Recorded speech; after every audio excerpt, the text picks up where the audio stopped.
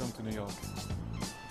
From Monaco to Turin, London and Barcelona, Thierry Henry has now taken up residency in the Big Apple as he embarks on his first full season of Major League Soccer.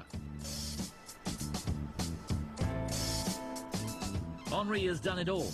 The 33-year-old is one of the game's most prolific strikers, with an honours list so long it's difficult to remember. Can I? I can't. I don't think I can list everything that I want. I don't know. No, not right now. If he's not going to, then we'll try. The French League and the French Super Cup with Monaco. At Arsenal, 2 Premier League titles, 3 FA Cups. Barcelona, La Liga twice, the Copa del Rey, the Spanish and UEFA Super Cups, the FIFA Club World Cup and the UEFA Champions League.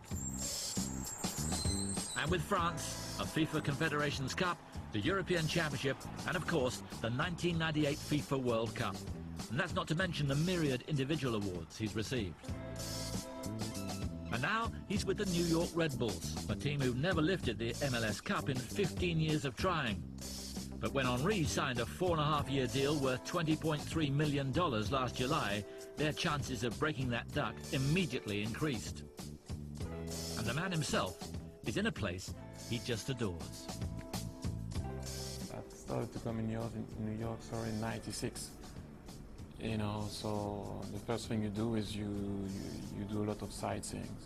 So that's what I did, and then eventually coming back, you meet some friends, and now, you know, I'm no stranger in this town. I have a lot of friends here. I know the town already, and I am where I wanted to be because I always wanted to come here and play for a team in New York. So that's exactly where I want to be. Back in 1994, FIFA Futbol Mundial had been tipped off about a mercurial talent in the Monaco youth team, and we joined a 16-year-old Henry on the cusp of the senior squad.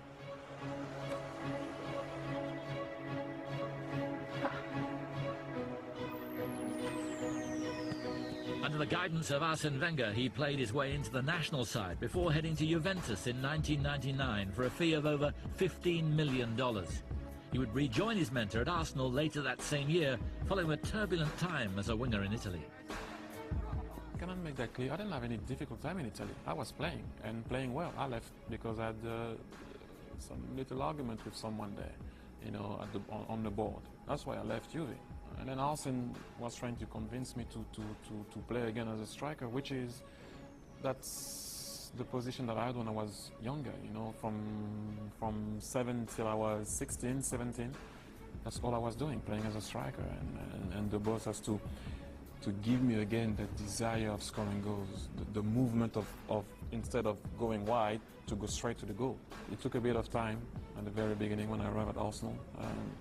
That wasn't an instant success, but then when everything came back and I started to score goals, and I never looked back. Henry soon developed into one of the world's most lethal finishers at a club he's now synonymous with.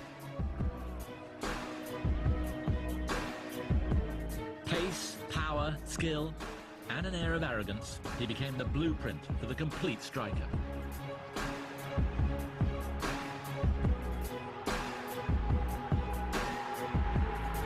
Between 2002 and 2006, Henry topped the league scoring charts on 4 occasions and won the European Golden Shoe in back-to-back campaigns, a feat never achieved before or since. In that period, Arsenal won 5 trophies, including an unprecedented 03-04 campaign where they didn't lose a single league match. When I left Juve, I wanted to play for Arsenal Football Club. That was my desire, that was my only dream at that time, and I made it happen. But I have to say, you know, especially football being a collective sport, winning the season unbeaten. Now, at the time, you know, you want to perform. You don't think about it. You know, you win. You have to go to the European Championship, and then you have to come back and perform again. So you can't, like, you know, think about, oh, we still unbeaten. But you soon realize that it is a hell of an achievement. In 370 appearances for the Gunners, Henry scored 226 goals, overtaking Ian Wright's record to become the club's all-time top scorer. Then Chairman David Dean had expected nothing less. I remember Mr. Dean giving me the tape of Ian Wright when I signed for Arsenal Football Club. And I was kind of struggling at the very beginning, and he gave me the tape. And I know it's going to sound cliche now, but when he gave me the tape, he told me of the tape of Ian Wright beating the record of Cliff Baston. He said to me, that's what you have to do. And then obviously at that time I was like, yeah, right, you know, thank you, you know, I'll watch it. I watched it, I did, but I was like, oh, yeah, I mean, whatever, you know. And then it happened. I had that, and still have that club in my blood, you know. I love Arsenal Football Club. You know, a guy like Tony Adams, you know, like taught me what it is and what it was to play for Arsenal Football Club. All those guys, you know, put me into that thing. Oh, you're playing for Arsenal Football Club, you got to know what it is. It was a hard day when I left Arsenal. But I have to remember that to everybody the circumstances. The boss wasn't signing a new contract at the time. They sacked Mr. Dean, which is for me was Mr. Arsenal. And, you know, I found myself in a place where I had to go. But as I said so many times, when you leave Arsenal, you never kind of leave Arsenal. It's a family club. You can always go back. The love that there is in this club, you know, it is amazing. Whenever I go there, I feel just right. You know, I feel alive. Henry was recently voted Arsenal's greatest ever player. Add that to his success with Barcelona, and you have one of the most recognisable footballers on the planet. But whilst those in the know are eager to speak with a great man, Henry can still take the train from his Manhattan home to the Red Bull Arena without causing much of a stir. Being able to go and see a show on, you know, on Broadway, or going to the park, or whatever, you know, just the normal stuff that any guy can do during the day. I just can do it, and you know, that has no price for me. It is amazing. Following a few injuries last campaign, Thierry Henry's American adventure begins in earnest this season. Football in New York hasn't had this buzz since Pelé's spell at New York Cosmos in the 1970s. And the Frenchman may soon have to rethink his mode of transport if he reaches anywhere near the level he did in Europe. But whilst he focuses on making history with yet another club, the 33-year-old does allow himself to look slightly further ahead.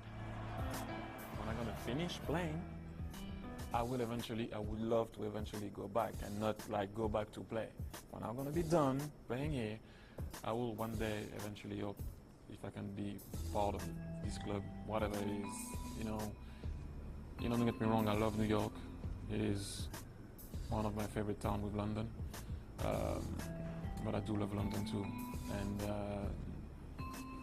it goes without saying that I love Arsenal. So hopefully one day I can go back there. That's for the future. For the moment, Thierry Henry still has a few more pages to write before one of the most thrilling careers of modern times comes to its conclusion.